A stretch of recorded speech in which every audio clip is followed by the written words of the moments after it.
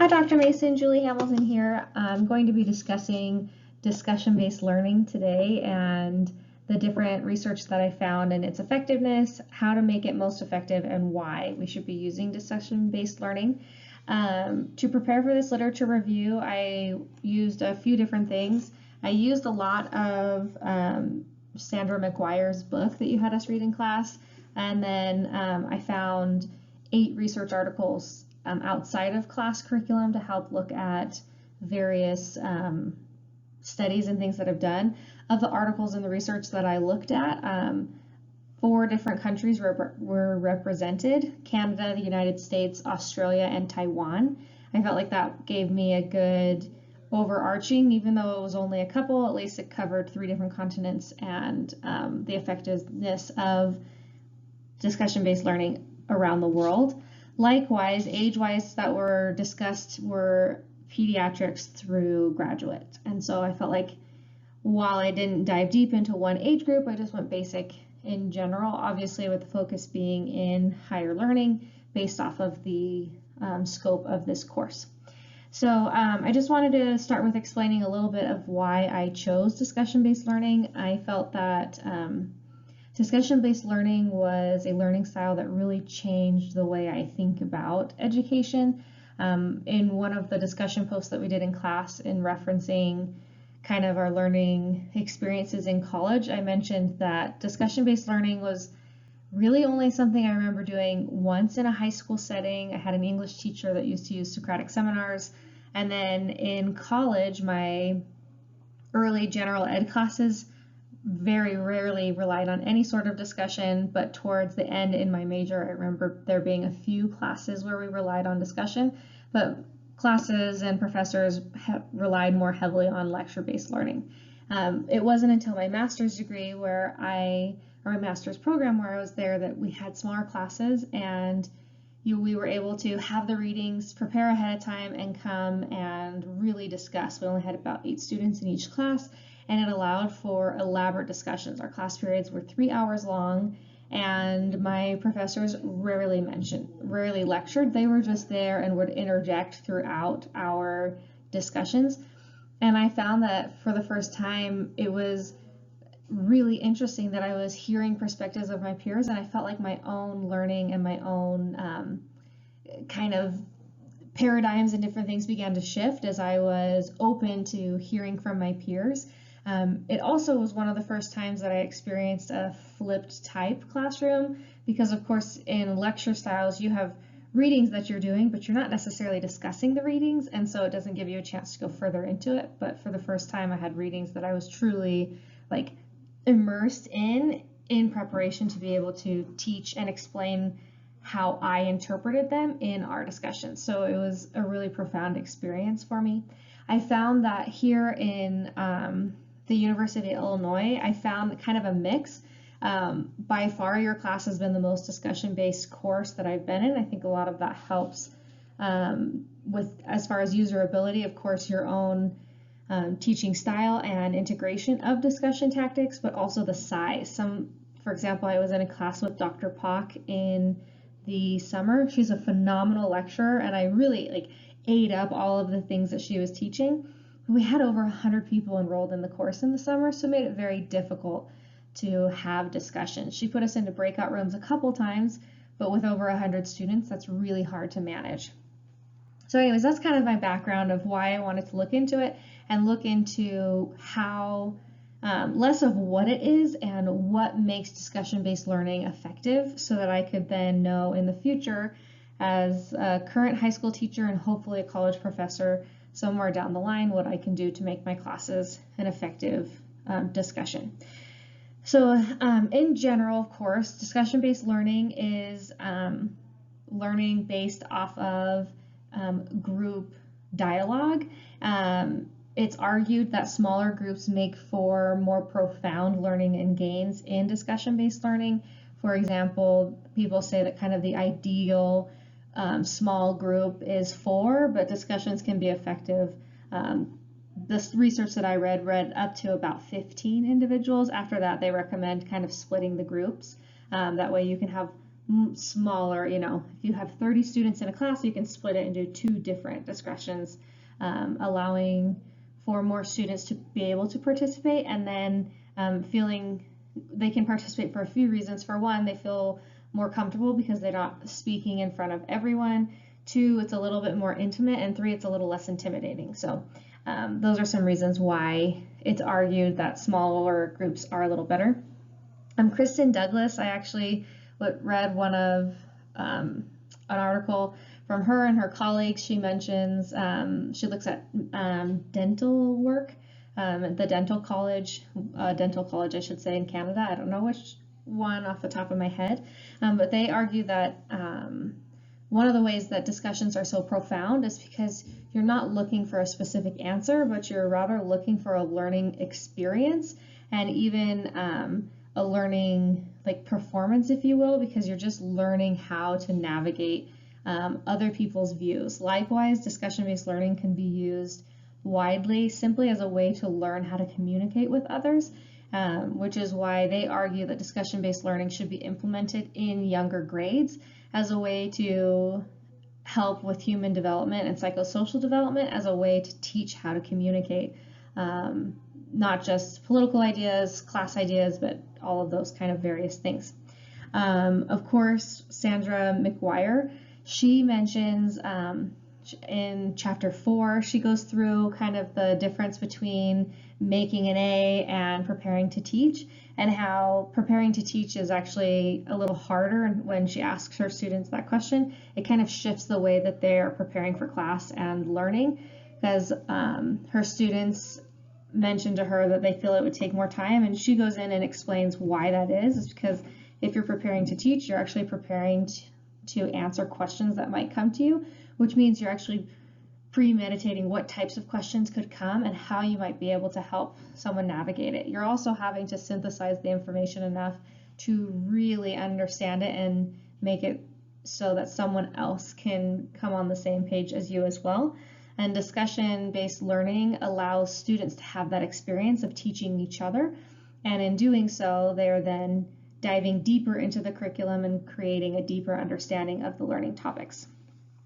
In the research, I summarized 5 best practices in developing discussion-based learning. One of them kind of is an overarching of the other 4, and that is the Zimmerman model, which represents forethought, performance, and self-reflection. Forethought is obviously preparation, whether that is through watching videos, reading articles, a textbook, etc., but making sure that not only are you immersing yourself in content prior to a discussion, but also in that forethought. I like their use of the phrase forethought, because it's not just, do I have a list of evidence, but then really taking the time to think and synthesize the evidence to create kind of your own understanding of the material. And the second part is obviously performance, which is obviously our engagement in the discussion. And while I'll go into one of the studies that looked at whether or not you listen or engage and whether that makes a difference, but actively engaging in the discussion is going to increase learning capacities. For example, I have their name here. All of my printed materials, sorry. I thought I wrote their name down. Yeah, so this is, or maybe I did, Zhang, Lai, Sai, and Lin in Taiwan. They did a study where it looked at some aspects of anonymity and how when you're in the performance, that can actually make an effect. Sorry, that wasn't the one I was actually looking for. That was my next one. Well, I'll come back to that. Okay, sorry, it took a moment to find their names. So this was actually in Georgia, a study done by Romanow and colleagues. And what they did was they had 2 groups. One that was allowed to actually explain their ideas, and the other group was told to only listen. And they found that those who participated in the engagement and the explanation process had a much higher learning met higher learning objectives than the other group, showing the importance of engaging in a discussion. The last part of the Zimmerman model is self-reflection, which is what you can do after the discussion of thinking of how your views have changed from point A to point B and other ways that we go around it. Second best practice is to make sure that we're connecting the discussion topics to our students' interests. We can do this in a couple ways. We can absolutely say like, oh, this looks like something students are engaged in. I'm going to assign a topic here, or we can assign a topic from the course content and encourage the students to make connections to their everyday lives. But either way, when students feel that the curriculum is more centered on them and connected to them, they're more likely to engage and therefore will have more meaningful discussions and higher and deeper level thinking. Second one is to make sure that in that forethought phase, we make sure we give students time to prepare. While it might be nice to think like, oh, we'll have a discussion on the fly, studies found that it's actually much harder to do so. And students, when they don't feel prepared, they're more reserved and less likely to participate because of the fear of making a mistake or maybe sounding less intelligent than their peers. And so students are less likely to participate if we don't give them ample time to prepare. The next one is to promote open and democratic discussion throughout the course. You can do this through making sure we have a relationship with students and students have relationships with each other. So for example, you can have name tents so people call each other by name. You can make sure that you're doing get to know you activities. The argument here is that if you know each other a little better, you're more likely to have true democratic discussion and less argumentative and name calling in discussions. And then the last one, a suggestion that they have for positive discussions that I'm saying, right, because these are the ones I synthesized, was making sure that you practice having discussions. Some of the authors recommended you can use the course syllabus and say, we're going to have a discussion on the course syllabus and course outcomes. You can also give a fun topic like a Disney movie or Marvel characters or something, just something that you know that your students are engaged in and interested in as a way to practice having a discussion, practice using evidence, practice responding to someone, asking questions, etc. But that way, when you have an official discussion, it feels less daunting. You can also practice having discussions that you don't grade as a way for students to feel less stressed and feel ready for the second one. A couple things to consider was there was one article I read that I mentioned previous for a second, done in Taiwan by Zhang Lai, Tsai, and Lin, and this focused on how helpful being anonymous and not anonymity, there we go, how that helps in student discussion. And what they did was two different groups. In both groups, students were organized based on a continuum, so meaning that all groups had all levels of student achievement, academic achievement in their group. So you might have students who are doing really well and students who weren't doing as well. So both groups had that. One group met in person, the other group met in an anonymous platform. So obviously our Moodle necessarily wouldn't work, but they had these researchers developed an anonymous platform that allowed them to go into a chat room. They knew that it was students in the course, but they didn't know which students had been assigned to their group. And what they found were that the students in the anonymous group were much more likely to reach consensus, to engage fully from the beginning, and to have a wider range of individuals participating. The researchers argue this is because if you're meeting in person, you see the student who's constantly raising their hand and responding, or the smart kids and whatever, and you might deem yourself not one, and therefore you're less likely to give your input because you just trust their knowledge base as therefore status quo and the thing to do. And so that's kind of a helpful piece to know, is that if you can create, in some cases, anonymous settings, that can be helpful to break down self-consciousness and allow people to engage more fully in a class discussion. Another article that I read that I thought was an interesting spin on discussion-based learning that we're seeing a lot based off of COVID and other online platform pushes is that of discussion boards. Discussion boards are a helpful mode of discussion, and they especially add like a human piece to online learning.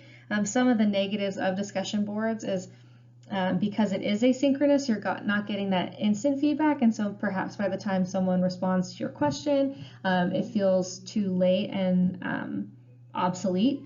However, there's in Australia, there were some researchers who looked at how discussion boards can be used to help freshman college students learn how to learn. In their study, they had college students get together, and on a discussion board, you were supposed to list one way that you learn or study. And then the next week, you went back and you read through the posts and you chose one that you were willing to implement in your life. And then you responded to them a couple weeks later on how it went or didn't, how it went well or didn't, and then kind of so on and so forth. What they found were the students who were interviewed after this process said that discussion boards were overall effective to help deepen their learning, and they appreciated the exposure that they gave them to various topics. So there's definitely a use for discussion boards. We just have to make sure as educators that we're, again, making sure that there's forethought, performance, and reflection within those discussion boards to make them most effective. All in all, it was a good experience to learn more about how to make discussions more meaningful. I'm trying so desperately to have them on Zoom with my high school students, and I felt like the tips that I learned here I can implement immediately, and then will be helpful eventually when I hopefully join into the faculty realm. So thank you so much for your time. I have my references here as well as submitted. So thank you.